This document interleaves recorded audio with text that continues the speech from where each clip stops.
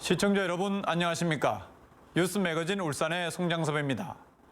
오늘 송장섭의 파워토크에서는 방구대 암각화를 처음 발견한 문명대 동국대 명예교수와 함께 발견에서 현재까지 방구대 암각화에 대한 이야기 나눠봅니다.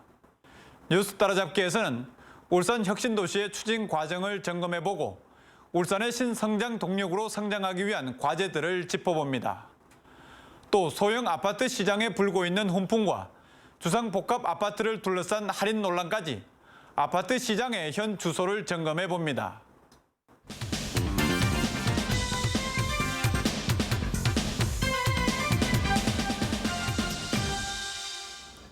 송장섭의 파워토크 시간입니다. 오늘은 방구대 암각화를 처음 발견한 문명대 동국대 명예교수와 함께합니다. 교수님 반갑습니다. 네, 안녕하십니까. 예. 방구대 암각화를 발견하신 지가 벌써 40년이 됐는데요. 예, 요즘 이제 방구대 암각화 보존 논란이 뜨겁습니다. 네네. 이 방구대 암각화 이야기가 나올 때마다 아무래도 이제 처음 발견하신 분이기 때문에 좀 감회가 남다를 것 같은데 어떻습니까? 정확히 말하자면은 천전리 암각화는 41년째고 예. 대곡리 암각화가 발견된 지 40주년입니다. 그래서 벌써 41년이 됐다 하는 감회가 정말 남다른 데가 있습니다. 예, 엊그제 같은 일인데 벌써 40년이 흘러가서 그것도 아직까지도 수위 조절 때문에 발목이 잡혀가지고 방구대가 제 길을 못 가고 있다. 그런 점에서는 또 유감스러운 생각이 들고 그렇습니다. 예. 가장 궁금한 게 네. 어떻게 해서 방구대 암각화를 발견하게 됐을까? 지금이야 이제 뭐 길이 나서 들어가기가 편하지만 네. 그때는 이제 뭐 길도 없었을 거고 네. 상당히 접근하기도 쉽지 않았을 텐데 처음 어떻게 그 방구대 암각화를 발견하시게 되신 겁니까? 그게 방구대 암각화가 두 개인데 하나는 천전리고 예. 하나는 대곡리고 예. 우리가 보통 많이 알려져 있는 것이 대곡리죠. 예. 대곡리는 1971년 12월 25일 날 발견을 했습니다. 그게 방구대가 그게 바로 그 중심에 있죠. 예. 방구대를 중심으로 해서 1.5km, 1.5km 각각 청전리하고 대곡리가 있는데 그 방구대에 원래 방고사라는 절이 있었습니다. 그 절이 원효 스님이 3년간이나 주석하면서 세 권의 저서를 남겼는 장소입니다.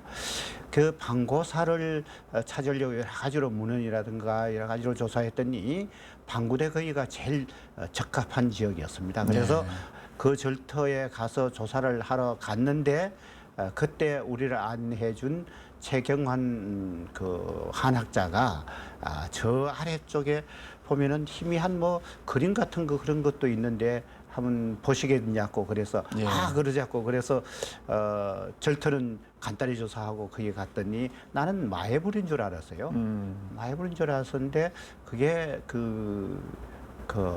우리가 천만 뜻밖에도 화랑들의 이름이 많이 나오고 또 신석기 시대 토기에 나오는 문양들이 있고 그래서 이게 굉장히 연대가 올라가는 그런 것이고 또 신라 시대도 유명한 유적이 아니겠냐, 화랑과 관계되는 그런 유적이 아니겠느냐 이렇게 생각해서 그 이듬해 다시 조사를 하게 됐고 그런 과정에서 동네 사람들이 저 아래도 있으니까 한번 조사를 해보는 게 좋겠다. 그래서 물이 빠졌을 때 그 이듬해 내가 12월 달에 조사를 다시 하게 되는 겁니다. 그래서 대곡리도 꼭 1년 후에 마침 12월 24일 날 조사를 하게 되었고 대곡리는 1972년도 1년도 12월 25일 날에 조사를 하게 되는 겁니다. 네. 그러면 처음에는 이제 원효 대사가 머물렀던 절을 찾아 나섰다가 그럼 이제 천전리 각석을 발견하시게 됐고 그다음에 또 주민분들이 또 다른 곳에도 이상한 그림이 있다. 그래서 그 이듬해 이제 방구대 암각화를 발견하시게 되신 거네요. 예. 처음에 그 그림을 딱 보셨을 때 교수님이 가장 먼저 하신 행동은 어떤 겁니까? 이게 굉장히 중요하구나. 이렇게 해서는 안 되겠구나 해서 냇가에서 물에 천에다가 물을 묻혀서 닦아내고 그다음에 탁권을 했습니다. 건탁이라고 해서 연필로 가서 종이를 대고 연필로 가지고 윤곽을 그리면은 꼭 그대로 나옵니다. 건탁을 해서 이 자료를 남기고 이것이 무엇이냐 하는 것을 가서 연구를 해야 되겠다 해서 그렇게 했는 그렇게 우리가 보통 그렇게 하고 있습니다. 그러면 그렇게 발견을 하셨을 때, 네. 아, 이게 문화적인 가치가 엄청난 유적이다라는 그런 느낌이 처음부터 드셨습니까? 어떻습니까? 아, 물론이죠. 그건 그 천절리는 그 화랑유적과 선사시대 뭔가 그 유적이 아니겠느냐 이렇게 생각했고, 대곡리 그 암각화는 뭐 처음부터 그건 내가 공부를 많이 했기 때문에 이것은 뭐 신석기 시대 내지 청동기 시대의 암각화다 하는 것을 처음부터 느끼는 거예요. 저 멀리서 봐도 저것은 틀림없이 인공이 가해진 암각화구나 이렇게 당장 느꼈습니다. 그 정도로 그걸 처음 보시자마자 아, 이건 대단한 거다. 1년간 공부를 했기 때문에 그렇습니다. 아, 예. 예. 근데 그 이제 방금 말씀해 주신 것처럼 그 천연이 각석이 발견되기 이전에는 우리나라에서 이런 암각화가 발견된 적이 없고, 그렇기 때문에 이제 관련 자료들도 그렇게 많지 않았을 텐데 연구하는 과정에서 어려움은 없었습니까? 굉장히 어려움이 있었습니다. 그 우리가 그 암각화에 대한 문헌이 우리나라에서는 전혀 없었습니다. 예. 그래서 일본 쪽에 미국 쪽에 여러 가지로 문헌을 찾고 또 우리 공부하는 그 동료도 교수들한테도 자료를 찾고 이렇게 해가지고 여러 가지 자료를 다 찾아가지고 해봤더니 그 시베리아 우리가 소련의 시베리아 암각화하고 여기 대곡리 암각화나 이런 거하고 상당히 유사성이 있다. 예. 거의 같은 계통이다 하는 것을 알고 그것을 처음부터 그쪽 방면으로 우리가 연구해야 되겠다. 정말 우리나라에서 처음 발견된 일이기 때문에 정말 그 어려움이 연구하는 과정에서 여러 가지 어려움도 많고 즐거움도 많았다 이렇게 생각됩니다. 예. 그럼 교수님 보시기에 방구대 암각화의 어떤 문화적, 역사적 가치 어떻게 평가하십니까? 우리나라에서는 유일한 그 암각화였었고 처음 발견되는 암각화였을 뿐만 아니라 그 지금은 그 유적이 꽤 많이 발견됐죠. 그런데도 아직까지 천절리나 대곡리 같은 그런 암각화는 하나도 나온 적이 없습니다. 예. 그만큼 우리나라에서는 가장 중요한 가령 한 10m 너비에다가 3m 높이의 암 벽면에 수많은 4,500개의 그 동물이라든가 산연 장면이라든가 또 말하자면 호랑이, 사슴 그리고 또 그 고래 이와 같은 그 동물의 그림이 그 겹쳐가지고 또 그려져 있습니다. 그런 유적은 세계에서도 없습니다. 이게 유일한 예입니다. 그렇기 때문에 학문적으로 우리나라에서 가장 중요한 암각화일 뿐 아니라 세계에서도 유례가 없는 그런 아주 중요한 암각화다 하는 것에서 그 중요성을 우리는 이해를 해야 될 것 같습니다. 그 여러 가지 이제 문양들, 그다음에 그림들이 있는데 그럼 그 문양이나 그림들 중에 특별히 어떤 좀 중요성을 갖는 문양이나 그림들이 있을까요? 네, 흔히 방구대 암각화라는 대곡리 암각화는 거기에 고래가 수십 마리가 있고 호랑이, 사슴, 멧돼지 뭐 이런 그 동물들이 우리가 흔히 볼 수 있던 옛날에 우리나라 산천에 널려 있던 그러한 동물들이 많이 있고 울산은 고래로 가장 유명하지 않습니까? 네, 맞습니다. 그 고래들이 수십 마리가 그 한 암 벽면에 걸려가 있을 뿐만 아니라 그 고래잡이하는 장면, 호랑이 잡는 장면, 이런 사냥하는 장면들이 많이 나오고 있습니다. 그러니까 우리 선사시대 사람들이 먹고 살고 신앙했던 그러한 모든 것이 거기에 다 담겨 있고, 그것이 바로 선사 미술일 뿐 아니라 우리의 생활이고 우리의 언어고 우리의 신앙이었다 하는 것을 알 수가 있는 겁니다. 그러니까 그런 것이 전부 다 가장 중요한 그러한 선사 시대의 유물 유적이라고 이렇게 생각하시면 되겠습니다. 금방 이제 말씀해 주신 것처럼 네. 그런 만큼 이제 가치가 크기 때문에 네. 처음 이 방구대 암각화를 발견하셔서 학계에 보고했을 때 또 세상에 알렸을 때 이 파장이 만만치 않았을 것 같은데요. 네, 세상에 깜짝 놀랐죠. 그래서 그 이쪽 연구하는 사람들이 고고학이나 특히 이게 고고학과 관련이 있다 해서 고고학자들이 울산 암각화와 같은 그런 암각화를 발견하기 위해서 수많은 사람들이 쫓아다녔습니다. 예. 그걸 발견하려고 이와 같은 유사한 그 유적이 있는 또 다른 곳에 있지 않을까? 네, 전라도, 경상도 뭐 할 것 없이 다 찾아다녔습니다. 그래서 뭐 1, 20년간의 노력 끝에 방구대 암각화들과는 뭐 격이 다르지만은 뭐 여러 가지 유적들을 많이 찾아내는 그런 그 일들이 잇따라 일어났습니다. 예.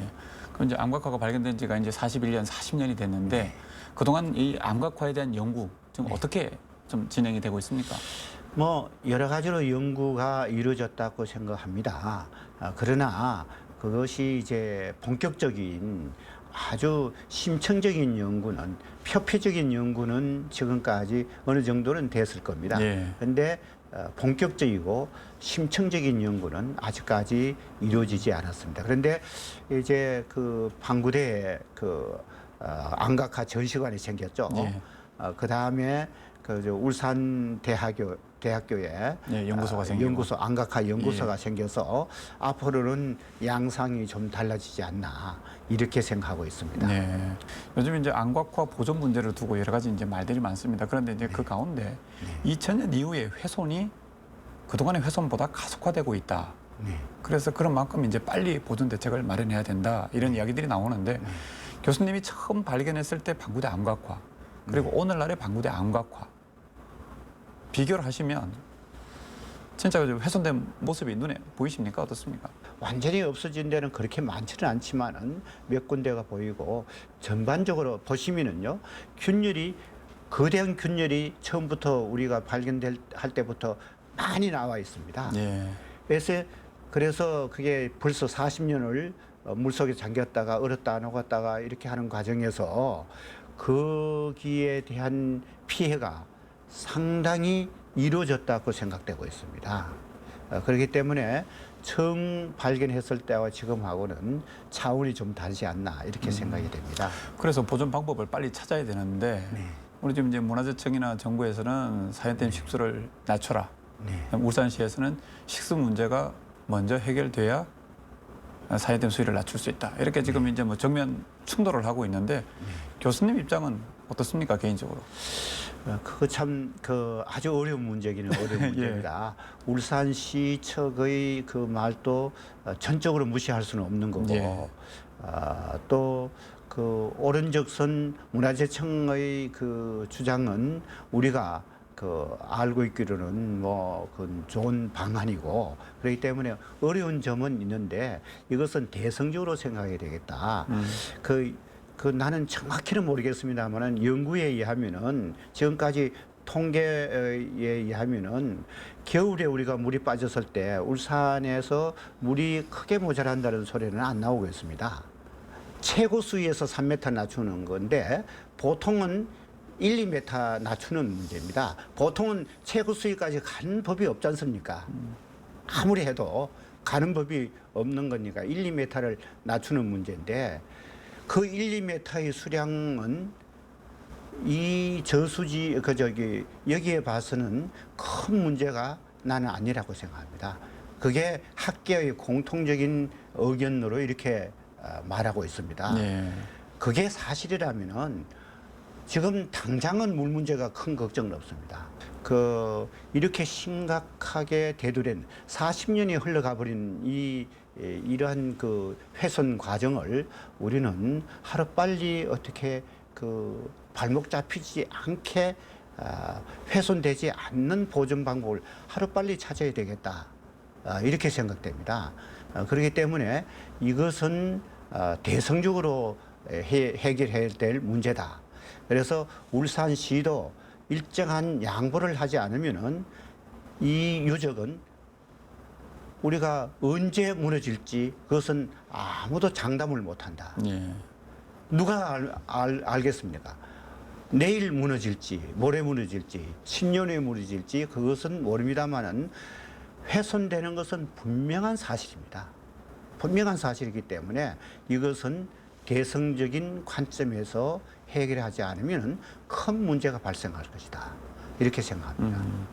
그러나 뭐 울산시에서는 또 100만 시민들의 어떤 식수 문제를 전혀 뭐 고려하지는 않을 수는 없으니까 이 문제는 하여튼 이 정도로 하고요. 제가 다른 질문을 좀 드리겠습니다. 그리고 지금 방구대 암각화가 이제 세계문화유산 등재를 지금 추진하고 있는데 어떻게 등재 가능성, 그다음에 또 등재를 하기 위해서 우리가 좀 준비해야 될 부분 어떤 것들이 있을까요? 한마디로 말해서 이것은 충분 조건이 갖춰지고 있습니다. 충분하다. 네. 이건 뭐 말할 수 없이 중요한 얘기입니다. 세계적인 그 암각화가 2개나 존재합니다. 예. 그 안에 2개나 존재하고 그건 공룡 발자국까지도 다 있지 않습니까? 예, 맞습니다. 그러니까 이런 것은 세계 유례가 없는 얘기입니다. 그렇기 때문에 그 세계문화유산 등재하는 것은 뭐 이것은 문제가 하나도 없다고 생각합니다. 단 이것을 자연 친환경적으로 물을 수위를 조절하면은 그것이 가능하다. 다른 방법을 했을 때는 뭐 거의 불가능하다고 보는 것이 좋습니다. 네, 자연 그대로 보존해서 세계문화유산에 등재한다면 충분히 가능하다. 물론이죠. 예. 수위만 조절해버리면 지금이라도 당장 신청할 수 있습니다. 알겠습니다. 예. 네. 그럼 이제 그동안 말씀해 주신 것 외에 방구대 암각화를 더더욱이 세계적으로 좀 알려서 진짜 대단한 문화유적으로 만들기 위해서 우리 요즘 후손들이 해야 될 노력들 어떤 것들이 있겠습니까? 우리가 가지고 있는 이 문화유산에 대한 심층적인 연구, 세계적인 홍보를 하루빨리 해야 되겠다. 이렇게 생각합니다. 이게 가지고 있는 의미는 무궁무진합니다. 그래서 지금까지 알려지지 않았던 그런 깊은 연구가 빨리 이루어지게 됐다 해서 나는 그것을 발견자로서 내가 가장 하고 싶은 일이 학술대회입니다. 그래서 심층적으로 연구하고 널리 연구해서 이것이 세계문화유산으로도 등재되고 세계에 널리 알려지고 이렇게 하는 작업이 내가 하는데 내가 일조를 해야 되겠다 하는 것이 지금 간절한 소원이 되고 있습니다. 예. 뭐 말씀을 나누다 보니까 시간이 다 됐는데요. 예. 그 방구대 암각화 관련해서 울산 시민들께 끝으로 하고 싶은 말씀이 있으면 한 말씀 해주시겠습니까? 네, 울산 시민들께서는 이 유적을 보존하는 일에 좀 더 시민들이 발벗고 나서지 않으면 안 되겠다. 이렇게 좀 대승적으로 생각하자. 저는 간절히 호소를 하고 싶습니다. 예. 말씀해 주신 것처럼 방구대 암각화 보존 방안을 빨리 마련하고 또 교수님 바람처럼 그 학술 대회도 세계적인 학술 대회도 열어서 방구대 암각화가 국내뿐만 아니라 세계적으로 아주 소중한 문화유산이 돼서 후손들에게 널리 이어지기를 기대해 보겠습니다. 교수님 오늘 자리 함께 해주셔서 고맙습니다. 네, 감사합니다.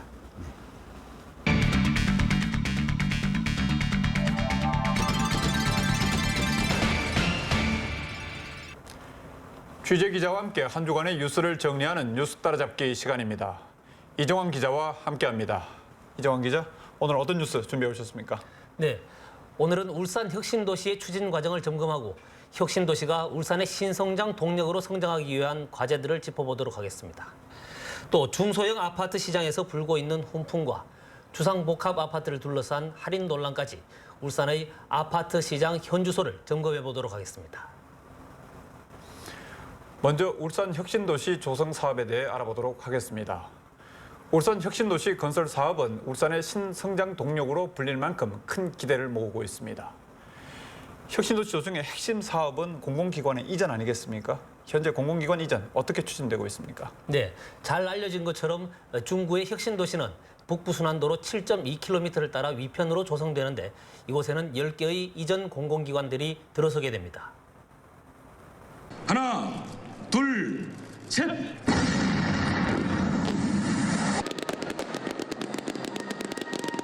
지난 22일에는 울산 혁신도시 이전 공공기관 가운데 가장 규모가 큰 한국석유공사 신사옥 기공식이 열렸습니다. 2,100억 2,100억 원을 들여 지하 2층, 지상 23층 규모로 건립되는 한국석유공사 신사옥은 울산의 새로운 랜드마크가 될 전망입니다. 2014년 완공되는 석유공사 신사옥에는 석유에 대한 모든 정보, 자원, 역량이 모이게 될 것입니다. 신사옥은 그 자체로서 울산 지역의 랜드마크가 될 뿐 아니라 우리나라 에너지 산업의 상징적인 랜드마크로 우뚝 서게 될 것입니다. 우리나라 에너지 대표 기업답게 석유공사 신사옥은 신재생 에너지 설비를 활용하는 친환경 건물로 건립되며 다용도 체육관과 수영장, 체력 단련실은 주민들에게도 개방될 예정입니다. 하나, 둘, 셋. 2달 전인 지난 9월 말에는 고용노동부 산하 4개 기관이 합동 기공식을 갖고 울산 이전 작업에 첫 삽을 떴습니다. 그동안 산업도시에서 출발한 울산이 녹색 생태 도시를 거쳐서 일자리 공동체 도시로 나아가기 위한 확실한 교두보가 될 거로 생각합니다. 이로써 전체 10개 이전 공공기관 가운데 한국석유공사 등 모두 5개 기관이 신사옥 공사에 들어갔으며 나머지 5개 기관도 내년 중으로 착공할 예정입니다. 내년 상반기까지는 모든 기관이 착공되도록 정부와 관계기관과 협의를 계속해 나갈 것이고 교통이나 교육, 환경 등 해서 정주 여건을 만드는 데 주력을 할 것입니다. 공공기관 이전 추진은 당초 예정됐던 것보다 1, 2년 정도 늦어지고 있지만 현재 추세라면 이전 공공기관들은 2013년부터 2014년 사이에 하나둘씩 울산 혁신도시 시대를 열어가게 될 전망입니다. 혁신도시 건설이 성공하기 위해서는 공공기관 이전도 중요하지만 그 밖에 여러 가지 이제 기반 시설들을 골고루 갖춰야 되지 않겠습니까? 다른 시설들은 지금 현재 어떻게 진행되고 있습니까? 네, 그렇습니다.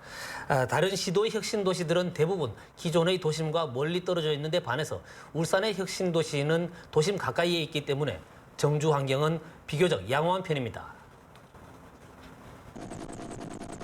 LH공사가 모두 1조 2,500억 원을 들여 추진하고 있는 울산 혁신도시 조성공사는 현재 공정률이 80%에 이르고 있습니다. 전체 면적은 약 300만 제곱미터로 중구 성안지구의 2.2배에 달합니다. LH공사가 시행하고 있는 전국의 혁신도시가 9개 지구가 있습니다. 그중에서 울산 혁신도시가 가장 계획대로 순조롭게 진행되고 있는 사업지구입니다. 공공기관 이전 외에도 혁신도시 성공의 또 다른 열쇠가 될 공동주택 택지 분양도 순조롭게 이루어졌습니다. 울산 혁신도시에는 12개 공동주택 택지가 조성되며 이곳에는 모두 6,200세대의 아파트가 들어설 예정입니다. 이 가운데 민간업체가 조성하는 9개 택지는 이미 분양을 마쳤으며 혁신도시에 들어설 아파트 분양도 이례적으로 큰 성공을 거뒀습니다. 또 2013년 3월 우정고등학교를 시작으로 모두 5개 초중고등학교도 새롭게 들어설 예정입니다. 이 밖에 혁신도시 이전 공공기관의 임직원 가운데 석박사 학위 소지자만 1,000여 명 이상 되는 등 인재 유입에 따른 유무형의 효과도 엄청날 것으로 전망됩니다. 도시적인 측면에서는 울산에서 그동안 없었던 그런 친환경적인 컨셉을 가진 그런 신도시를 건설하는 것이고, 또 산업적인 측면에서는 우리 에너지 기관과 노동복지 관련한 기관들을 클러스터링이 된 그런 비즈니스의 허브로 만들어가고자 합니다. 국토해양부는 울산 혁신도시의 경제 유발 효과가 연간 1조 3천억 원, 고용 유발 효과는 연간 약 5천 명에 이를 것으로 추산하기도 했습니다. 이에 따라 울산 혁신도시가 자연과 사람, 역사 문화가 어우러진 우리나라의 대표적인 친환경 에너지 신도시로 개발되면 울산 신성장 동력의 산실로 자리매김하게 될 전망입니다.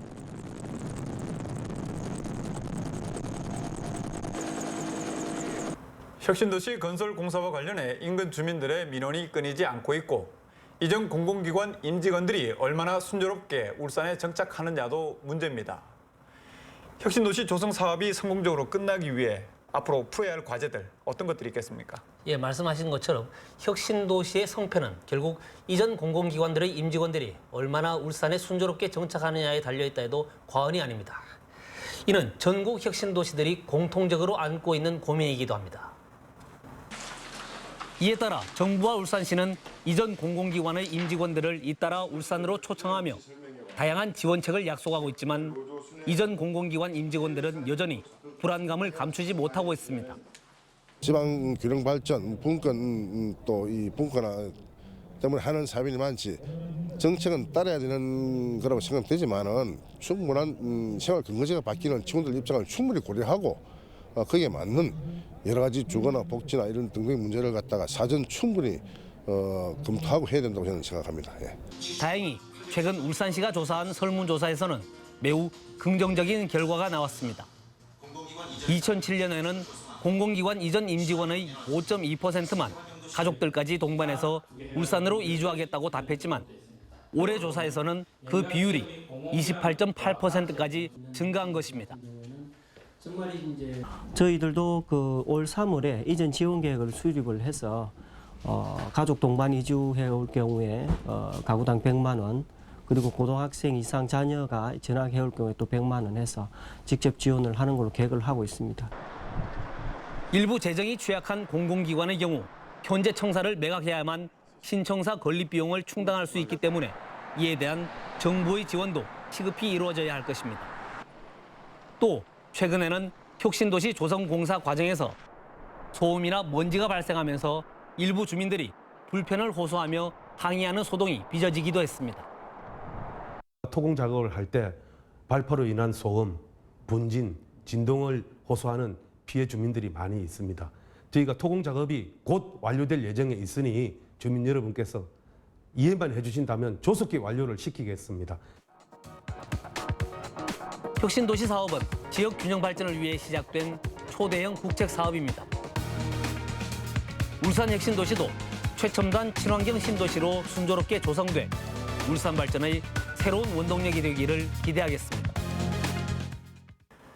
이전 공공기관들이 잇따라 신청사를 착공하면서 울산 혁신도시 조성 사업이 본격화되고 있습니다. 울산 혁신도시가 시민들에게는 자연 친화적인 첨단 미래 도시로, 이전 공공기관들에게는 새롭게 출발하는 희망의 보금자리로 자리 잡길 기대해 보겠습니다. 이번에는 지역 아파트 시장의 현주소를 진단해 보겠습니다. 최근 혁신도시 아파트를 비롯해 소형 아파트들의 분양이 잇따르고 있습니다. 이정환 기자, 소형 아파트 분양이 잇따르고 있는데 우리 수요자들의 반응이 그 어느 때보다 뜨겁다죠? 네, 그렇습니다. 몇 년간 계속되어 온 부동산 경기 침체로 중소형 아파트 공급 물량이 많지 않았는데 반해서 수요는 최근 오히려 늘고 있는 추세였습니다. 여기에다 공급되고 있는 아파트는 분양가가 비교적 낮게 책정되고 있어서 실수요자들을 중심으로 한 아파트 청약 열기가 뜨겁습니다. 지난달 울산 혁신도시에서 분양된 이 아파트의 평균 청약 경쟁률은 4.3대 1로 분양 아파트 경쟁률로서는 사상 최고치를 기록했습니다. 인근의 아파트 역시 2달 만에 대부분 1순위에서 분양이 완료됐습니다. 올해부터 이제 공급되기 시작한 혁신도시 상품이라든지 특히 이제 중소형평 위주로 공급을 하게 됨으로 인해서 실제적으로 위축되어 있던 심리가 좀 살아나게 됐고 실거주자들을 중심으로 수요가 많이 살아나다 보니까 최근에 청약이라든지 계약에 있어서 높은 성공을 보이고 있고. 지난달 울산의 부동산 소비 심리 지수는 전국에서 가장 높은 137.3으로 부산은 물론 서울 등 수도권에 비해서도 크게 높았습니다. 쉽게 말해 울산에서 아파트 등 부동산을 구매하려는 욕구가 전국에서 가장 높다는 얘기인데요. 이처럼 최근 몇 년간 부동산 경기 침체로 아파트 분양가에 대한 거품이 거침과 동시에 분양시장이 중소형 평형 중심의 실수요 위주로 재편되면서 지역의 중소형 아파트 시장은 훈풍을 맞고 있습니다. 이렇게 소형 아파트에는 수요자들이 몰리고 있는 반면 주상복합 같은 대형 아파트들은 미분양을 해소하기 위해서 할인 분양에 들어가면서 잡음이 끊이지 않고 있죠. 네, 그렇습니다. 대형 평형 위주인 주상복합 아파트들은 고질적인 장기 미분양 아파트를 해소하기 위해서 할인 판매를 계속하다 보니 건설업체와 기존 입주민들 간의 마찰이 끊이지 않고 있습니다. 남구 신정동의 한 주상복합 아파트입니다. 아파트 로비에 들어서자 갖가지 유인물들이 나붙어 있습니다. 이 아파트는 지난해 2월 330세대 규모로 준공한 뒤 미분양이 속출하자 업체 측이 최고 33%까지 할인에 들어갔기 때문입니다. 할인 전에 입주한 주민들은 업체가 하자 보수는 뒷전이고 할인 분양에만 열을 올리고 있다며 반발하고 있습니다. 모든 하자에 대해서 앞으로 의의를 제기하지 않겠다는 그런 조건으로 지금 각서를 쓰고 33% 할인 분양을 하고 있습니다. 애초에 입주민들한테 우리한테 양해를 어느 일정 부분 구하는 내용하고 너무나 다르기 때문에 기존 입주민들이 그 상실감을 느끼고 도저히 참을 수 없기 때문에 업체 측은 이에 대해 미분양을 줄이기 위해 어쩔 수 없는 선택이었다고 해명합니다. 어차피 미분양된 거 계속 놔둬봤자 회사 측에서 손해고 입주민들한테 입주 안 되면 어차피 나중에 가격 안 오르는 건 기정된 사실이잖아요. 저희는 해서 큰 폭으로 해서 빨리 분양을 끝내는 게. 중구의 또 다른 주상복합 아파트에서는 시공사와 입주민 간의 환급금을 둘러싼 분쟁이 벌어지고 있습니다. 지난해 3월 준공 당시에 입주한 130여 세대는 시공사가 분양가의 10%를 환급해 주기로 해놓고도 이를 지키지 않고 있다며 소송을 낸 것입니다. 이들은 준공 당시 입주를 거부했던 200여 세대는 시공사가 보상을 해주면서 정작 제때 입주한 주민들에게는 약속을 지키지 않는다고 주장하고 있습니다. 또 지난 9월 말에는 중대형 451세대로 구성된 울주군의 한 아파트 역시 임대 계약이 끝나가던 지난 7월 시공사가 갑자기 할인 분양에 나서면서 최초 분양자들과 마찰을 빚기도 했습니다. 한 2년 정도 지나고 나니까 전세 줬는 걸 전세 기간이 끝나니까 할인 분양을 들어가는 겁니다. 그래서 최초 분양자들이 지금 재산상으로 피해를 봤을 때는 한 3천에서 4천만 원 이상 피해를 보고 있습니다.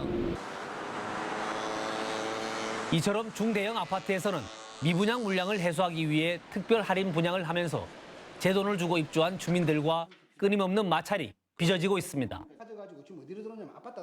소형 아파트 시장과 중대형 아파트 시장이 말 그대로 극과 극을 달리고 있는데요. 사정이 이렇다 보니 건설사들도 분양률을 높이기 위해 새로운 형태의 아파트를 선보이는 등 다양한 전략을 펼치고 있다고요? 네, 그렇습니다. 우선 울산 지역 아파트 분양가의 파괴 현상이 두드러지고 있습니다. 미분양보다는 중소형 위주의 낮은 분양가로 고객들을 끌어들이는 것이 더 낫다는 판단에서입니다. 여기에다 베란다 확장이 합법화되면서 대형 같은 중소형 아파트들도 속속 등장하고 있습니다. 최근 분양에 들어간 북구의 한 아파트입니다. 59제곱미터, 25평형 규모에 불과하지만 기존의 40평형대처럼 화장실이 2개입니다. 뒷 발코니 확장으로 싱크대도 33평형대 크기와 같습니다. 이제는 발코니 부분을 확장을 한 면적을 들여서 수납 공간이 많아지고요. 기존의 싱크대가 좀 작아서 많이 설거지하는데 불편하셨을 거예요.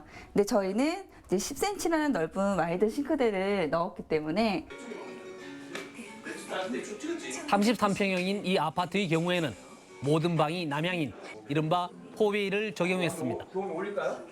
그동안 대형 아파트에만 적용됐던 포베이는 채광이 좋아서 난방비를 아낄 수 있습니다. 이처럼 최소한의 비용으로 최대의 효과를 내려는 건설사와 수요자의 이해가 맞물리면서 중소형 아파트는 계속해서 진화하고 있는 것입니다.